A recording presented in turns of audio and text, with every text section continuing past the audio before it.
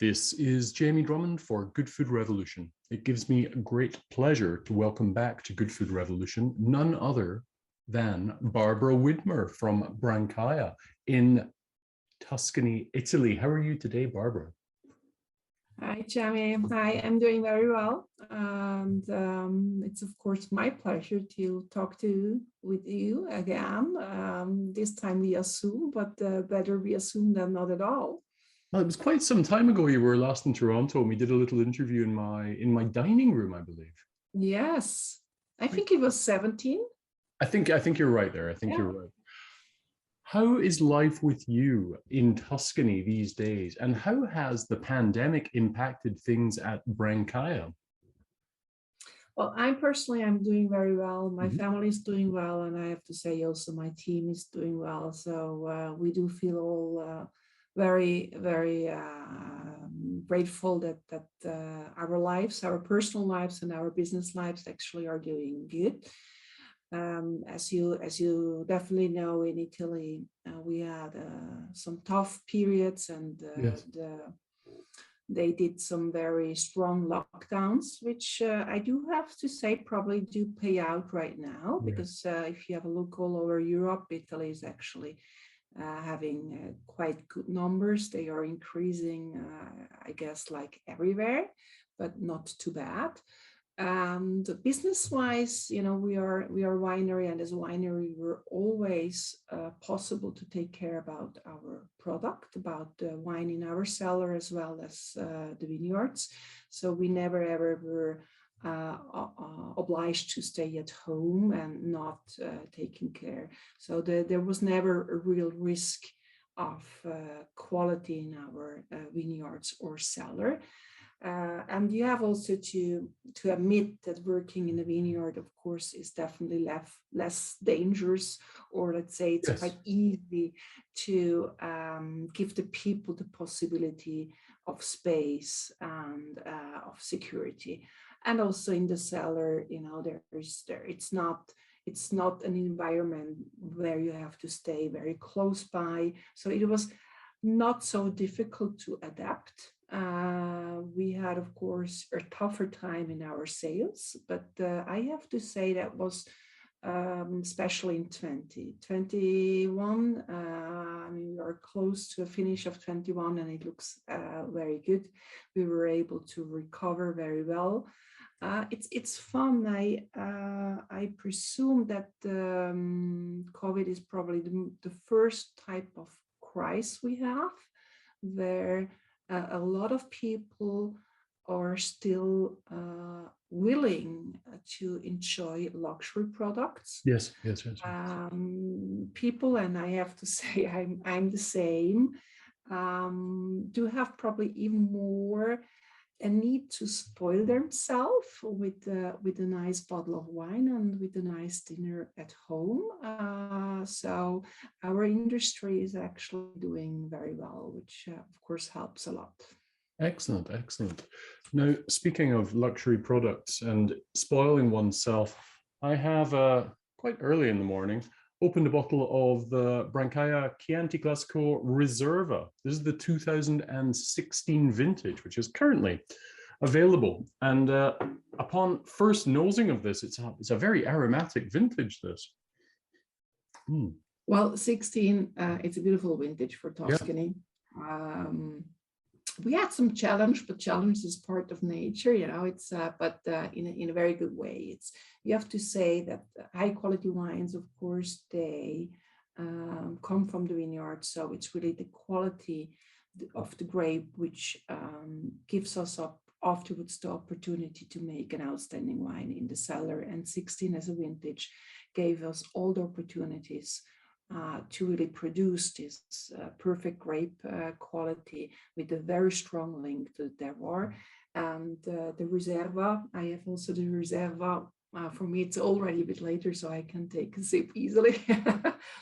It's an 80% Sangiovese, 20% Merlot. The wine matures for 16 months in oak, the Sangiovese in tonneau, which is a small barrel of 500-liter volume, and the Merlot instead matures for the same time. So again, for 16 months in barrique, which is just a slightly smaller barrel. But when you will taste this wine, you won't.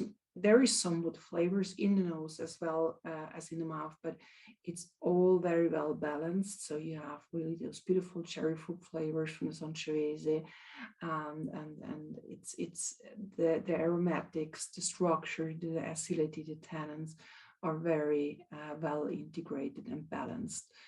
And even if there is a 20% Merlot from my personal point, but of course I'm curious to hear you, Jamie. For me, it's really about the Sangiovese in the nose, in the mouth.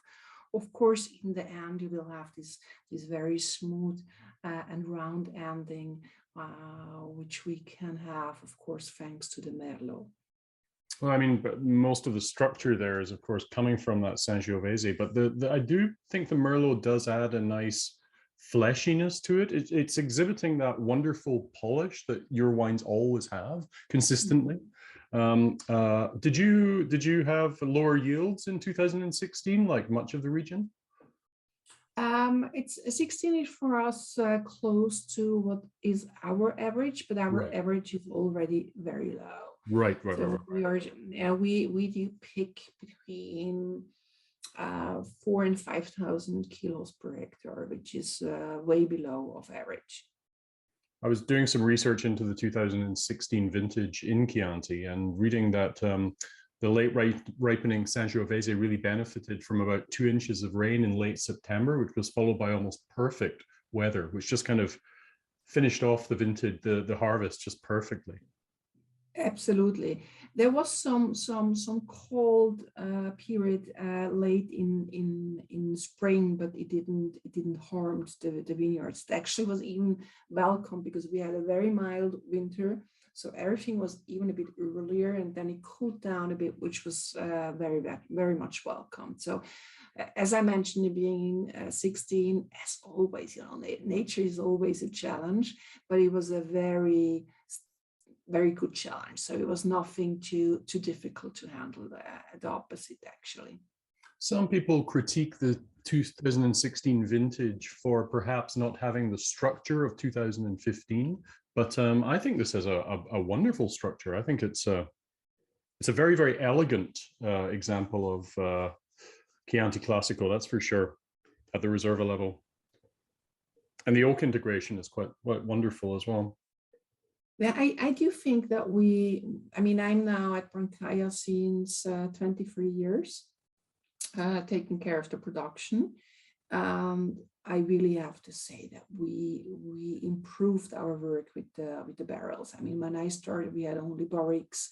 Today, we use for Sangiovese only, don't know, still a small barrel, but it is more than the double of a barrique. So it's really, for us at Brancaia, we want to make wines with a very strong identity to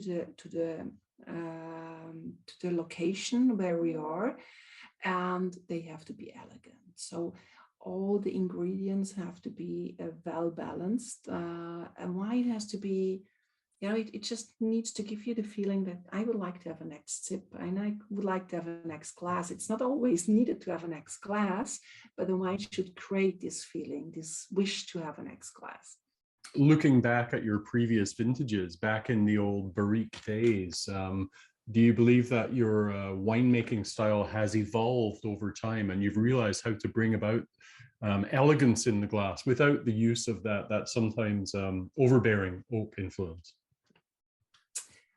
Jamie, I do think it's a mix of a lot of things. I mean, as I just mentioned,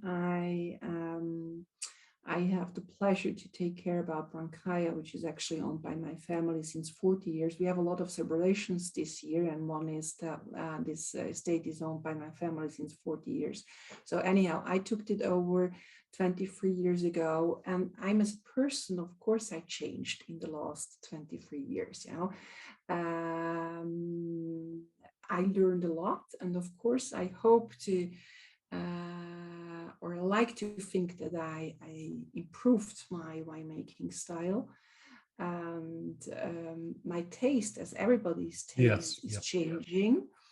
On plus, I have today an opportunity to work with vineyards who are 23 years older than when I Yeah. started. And at Brancaia, we are totally convinced that as older wine is, as better, as more authentic the fruit is. So the grapes we do have today, we think they are better than they were 23 years Yeah. ago. So it's actually a mix of many things which do give us the belief that we are doing today an even better job than what we did in the past. I guess also market fashions change as well, because there was definitely a fashion for a different style of wine coming out of Tuscany, say 20 years ago. Well, that's a good question. If it's fashion or if it's just an evolution of who we are and what we are. I mean, generally speaking, if you have a look at the wine world, everything changed totally. But then we should have to go back even 40 years or 50 years. There was 50 years ago, there were just a few really high-end wines in the world. And there were just a few people, they were really so much interest in wine that they had those nice wine cellars with those great quality bottles. Today, most of the people are somehow wine lovers. I mean, we never ever had so many people who are interested in wine. At the same time, we never ever had so many outstanding wines from all over the world. So that wine quality has increased a lot. So things changed, and I have to say they changed in all direction, only in a good direction, in a positive direction. We are today in a El Dorado for a wine drinker. There is so much outstanding wines from all over the world, with less and less failures. So it's for me, it's difficult to say if it's a trend or if it's just an evolution. I personally like the idea that the high quality wine actually can't be ever a real trend because it takes us too long to produce it. Okay. We need 1 year in the vineyards.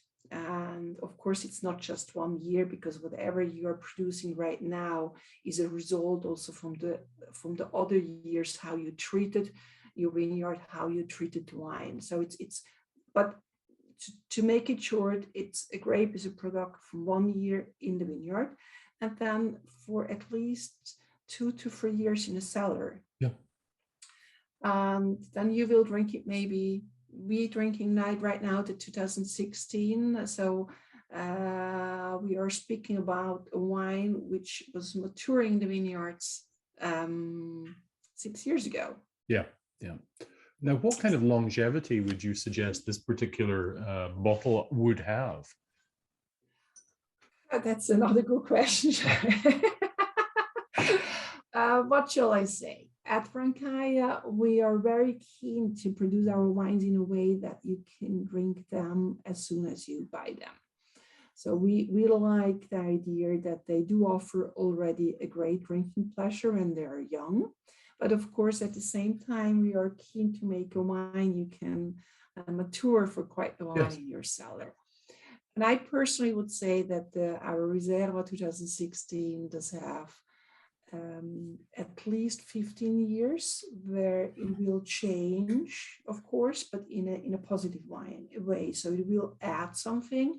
And then I would probably say that it should remain other 5 years at this level, and then slowly but surely it will start to lose some structure, and it won't be anymore so perfectly well in harmony as it is right now. So I personally would give this wine easily a lifetime of 20 years.